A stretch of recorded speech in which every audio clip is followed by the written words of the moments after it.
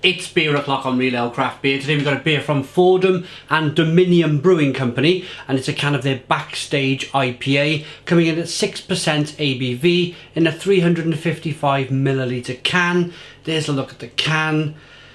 Without further ado, let's get it out into a glass, see what we get. Just to describe the can, it's not what I would call a regular size can. It's more of like a Red Bull style can, tall and sleek.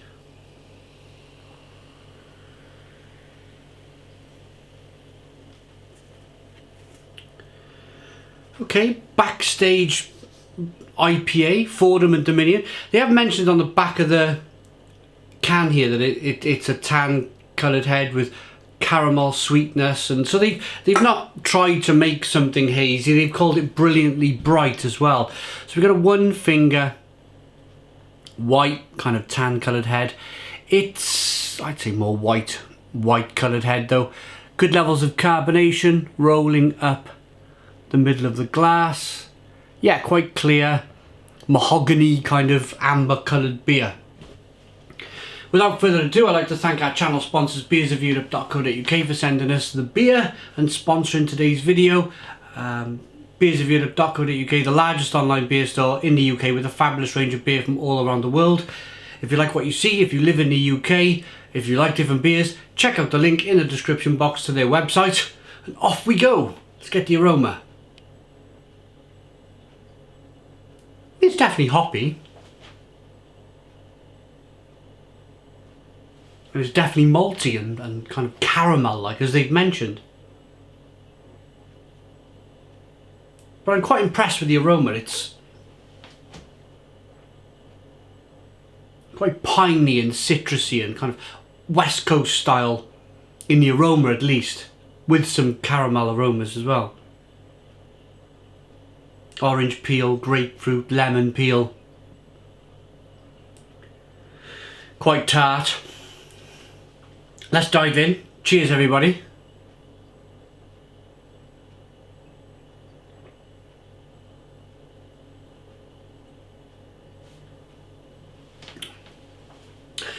First thing you get is the feel of the beer in your mouth.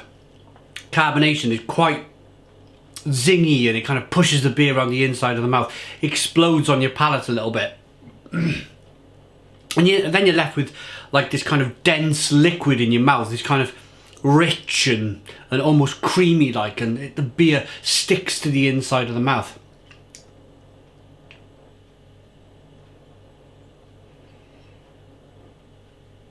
That then helps to release more of the flavour, and the flavour of the beer is... They haven't held back on the bitterness on this beer, they really haven't, and I like an old school West Coast style IPA, that kind of raging bitterness on the back of the palate. I like that. It's aggressive, it's in your face, it's... Sorry, I don't know that one. That was Alexa. The technology these days is just... I mean, I always make sure I've got an Alexa in the corner. For technology. I'm going to shut this door. I've got an Alexa screen there in the corner, which my wife bought. And I always make sure I mute it before I get going. But then the living room one, if I leave the door open, the living room one picks up the Alexa, and it's like... So I find it so intrusive. I find these bloody things so intrusive. My one sits there quietly. Watch it go off in a minute. I'm more of the assistant type. Me prefer that, much prefer that.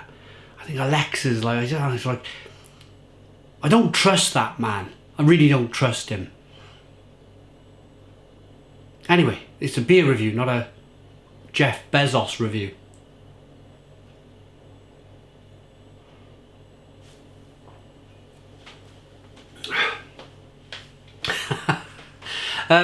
Back to it.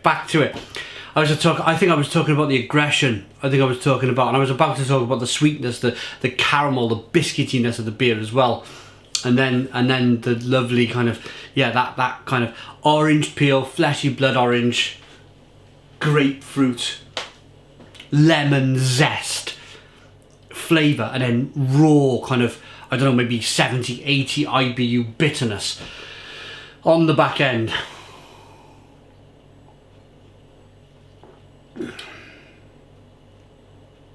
And it all comes together. I mentioned it at the beginning of the review. It all comes together with this kind of wrapping mouthfeel. It's a refreshing beer, but at the same time, it's quite sticky. It sits and stays on your palate. And when a beer does that, it's there releasing more flavour for you. Head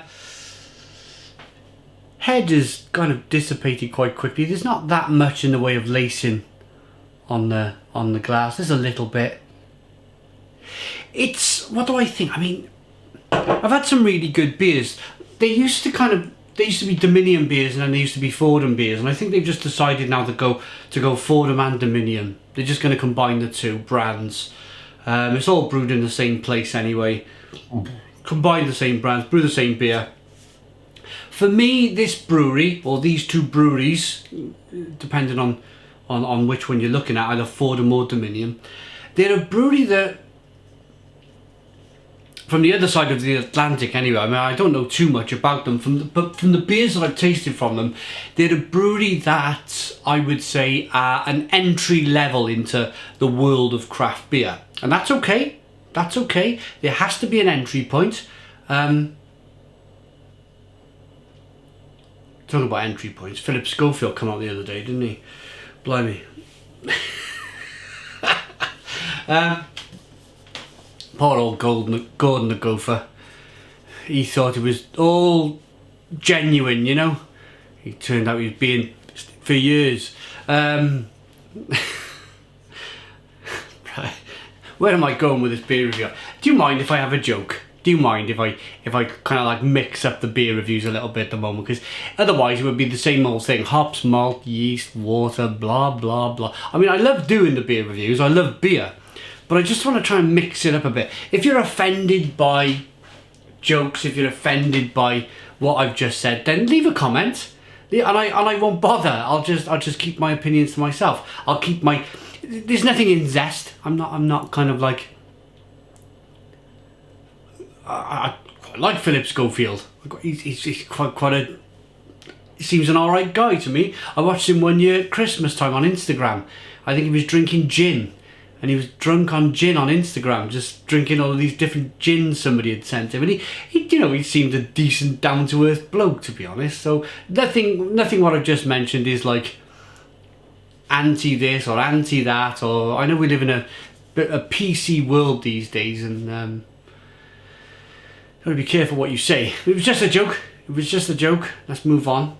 But yeah, if you like my jokes, let me tell jokes. If you don't like my jokes, let me know, and I won't say any jokes. Yeah, so they're an entry level. That's what I was. That's where that whole conversation went. Entry level. They're an entry level brewery, I would say, to the craft beer world, and that's okay, because I mean, if people have fond memories of this brewery and always go back and try their beers, that's the brewery that got me into craft beer. Then they've got a bit of a market, haven't they? They've got a bit of a market, and at the same time, people then move into the craft beer world. They stop drinking all of that mainstream lager rubbish and drink some decent beer. They're based in Dover, I think in Denver, in America. It says BackStage IPA represents a dense tan head with underlying caramel sweetness that paves the way for pine and citrus hop flavours that perk up the palate. Brilliantly clear and masterfully balanced, the beer is well organised and easy on the tongue. I think that was written by the marketing department. Gonna rate it. It's okay. If you're a massive craft beer head, if you're buying all the rare beers, and if you're buying all of the kind of exciting new world cutting edge beers, then this beer is probably not for you. It's probably not for you. But if you want something this kind of malty and has got a nice hop bitter kind of finish on it, then this beer might be for you. You might enjoy it.